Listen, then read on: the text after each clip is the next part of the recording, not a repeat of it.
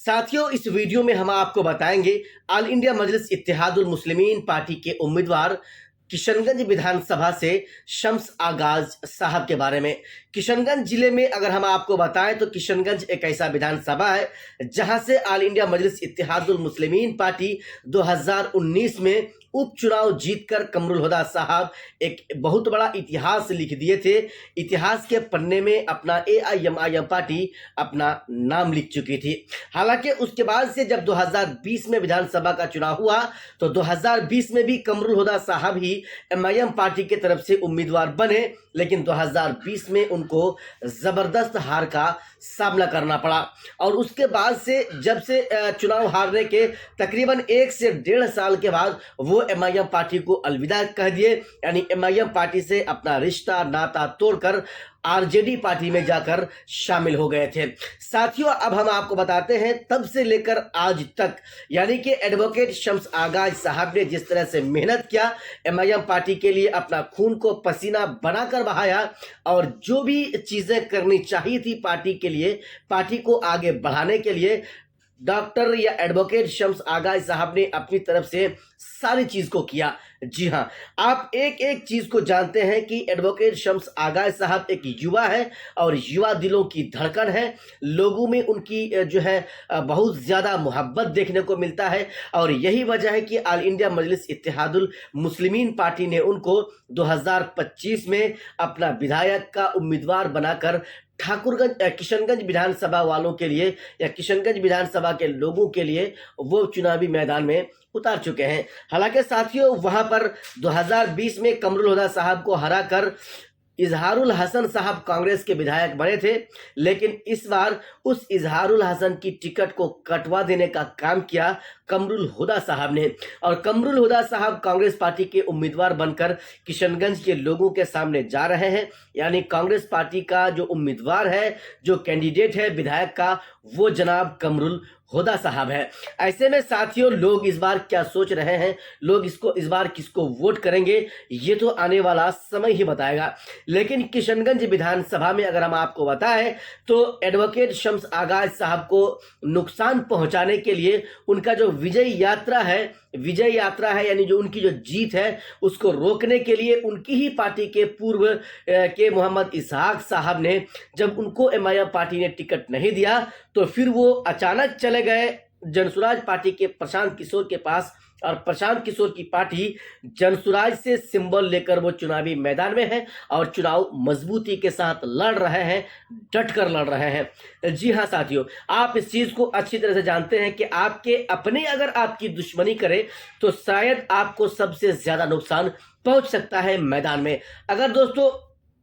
पराया लोग अगर आपकी दुश्मनी करे तो आप जानते हैं कि वो मेरे साथ, वो हमारा पराया है, वो हमसे दुश्मनी कर सकता है, तो आप उससे जो है आप उससे होशियार रहेंगे और आप किसी भी तरह के कोई भी अनहोनी घटना को ना हो पाए इसके लिए आप तैयार रहेंगे। लेकिन जब आपके अपने ही आपके आस्तीन में, आपके प्लेट में खाने वाला शख्स ही अगर आपका दुश्मन बन जाए तो साथियों, सबसे ज्यादा नुकसान आपको उस वक्त पहुंच सकता है। हालांकि एमआईएम पार्टी की तरफ से जिस तरह से एडवोकेट शम्स आगाज साहब को उम्मीदवार बनाया और उसके बाद से लोगों में जो नाराजगी थी वो जाहिरी तौर पर लोगों के सामने आ चुकी है और लोग इस बात से नाराज भी हैं कि एडवोकेट शम्स आगाज को टिकट क्यों दिया गया। हालांकि साथियों, ये पार्टी का मामला है, पार्टी को जिसको अच्छा लगा उसको उम्मीदवार बनाया, उसको कैंडिडेट बनाकर लोगों के सामने भेज दिया। अब साथियों, हम आपको बताते हैं कोचा धामन विधानसभा के बारे में। कोचा धामन एक ऐसा विधानसभा है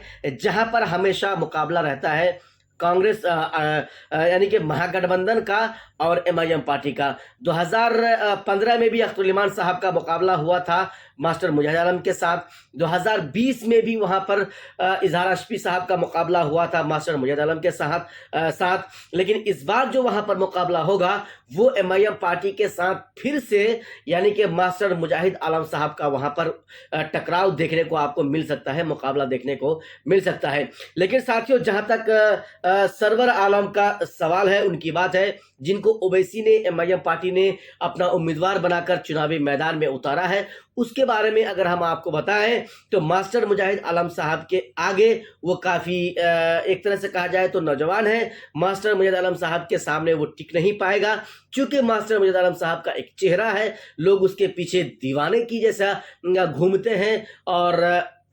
जब मास्टर मुजाहिद आलम साहब का सभा होता है तो साथियों सभा में इतने लोगों की भीड़ लगती है कि आप उसकी भीड़ को देखकर हक्के बक्के रह जाते हैं या रह जाएंगे, अगर आप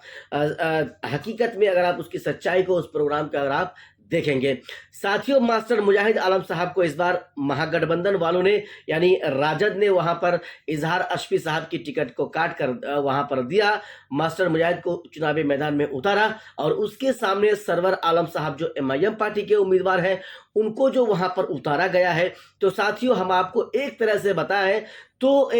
मास्टर मुजाहिद आलम साहब किसी भी रेस में आपको नहीं दिख रहा है, यानी कि वो रेस में सबसे आगे और बहुत जल्द आपको देखने को मिलेगा कि उसकी हवा चलेगी, उसकी लहर, उसकी हवा की लहर जो है आपको देखने को मिलेगा। क्योंकि मास्टर मुजाहिद आलम साहब एक अपने अलग ब्रांड है, वो किसी को देखकर ना डरते हैं ना झुकते हैं, क्योंकि उनके पीछे जन समर्थन काफी ज्यादा होता है, लोगों का सपोर्ट उनको बहुत ज्यादा मिलता है। और यही वजह है कि एक नेता उस वक्त तक नेता नहीं बनता है, पूरा नेता नहीं बनता है, जब तक उसके पीछे लोगों का समर्थन ना हो, जब तक उसके पीछे लोगों का सपोर्ट ना हो, लोगों का जमावड़ा ना हो, लोगों का हुजूम ना हो साथियों। और ये सारी चीजें मास्टर मुजाहिद आलम साहब के पीछे आपको दिखता हुआ नजर आएगा। साथियों बिहार में विधानसभा का चुनाव हो रहा है और उस विधानसभा का चुनाव में बस 6 और 11 नवंबर को अंतिम चरण की चुनाव होना है, यानी कि बिहार में 2 चरणों में चुनाव होना है। एक 11 तारीख को लास्ट चरण का चुनाव होना है, दूसरे चरण का चुनाव होना है और उसके बाद से 14 नवंबर को ही यानी महज वोट के 2 दिन के बाद ही चुनाव की गिनती आ जानी है। हमारे सामने सारी चीजें आपके सामने आ जाएंगी कि बिहार का अगला मुख्यमंत्री कौन बनता है, क्या नीतीश कुमार ही रहते हैं या तेजस्वी यादव साहब बनते हैं, या फिर इसके अलावा किशनगंज से कौन विधायक बनता है, क्या कमरुल हुदा साहब बनते हैं या एमआईएम का शम्स आगाज साहब बनते हैं, कोटाधामन से कौन बनते हैं, मास्टर मुजाहिद आलम साहब बनते हैं या फिर सरवर आलम साहब बनते हैं।